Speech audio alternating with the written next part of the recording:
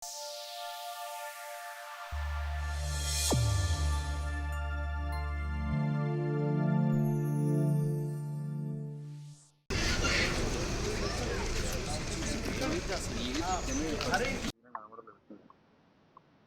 ప్రాణానికి ప్రాణమైన తెలుగు ప్రేక్షక దేవుళ్ళందరికీ నమస్కారం.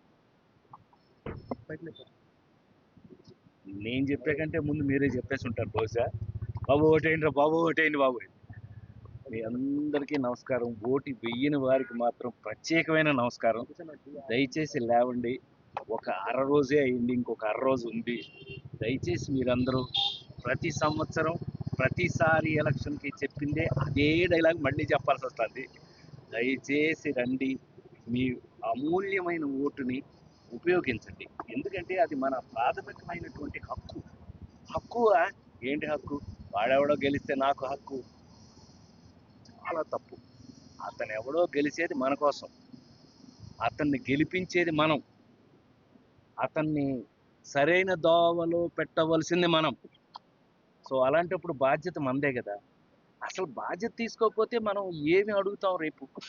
దయచేసి మరొకసారి మీ అందరినీ చెప్పిందే చెప్తున్నాను అనుకోవద్దండి. తప్పదు, ఏం చేస్తాం. నేను 46 సంవత్సరాలుగా మీ అందరినీ నవ్విస్తున్న వాడిగా నా బాధ్యత లేదు, నా హక్కు మీ మీద. మీ అందరినీ రమ్మని ఓటు వేయమని చెప్పటం నా హక్కు మీ అందరి మీద.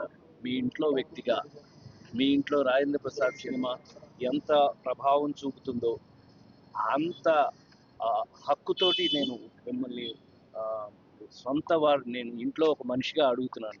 దయచేసి రండి, మీ బాధ్యత అయినటువంటి ఓటును వెయ్యండి.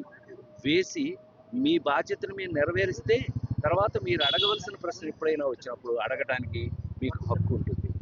సో ఇంతకంటే నేను చెప్పగలిగింది ఏముంటుంది? నేను వచ్చాను, నేను మా మనవడితో సహా వచ్చాను. అంటే ఏంటంటే వాడికి కూడా ఇది అలవాటు చేయటం అనేది ఒక బాధ్యతగా వాడిని తీసుకొచ్చాను మనవాడిని కూడా. అందుకని మీరు కూడా దయచేసి ఎంత హుషారుగా నా సినిమాల్లో ఉన్నంత ఆనందంగా హ్యాపీగా లెగిసి రండి, ఓటు వేయండి. మీ రాజేంద్ర ప్రసాద్.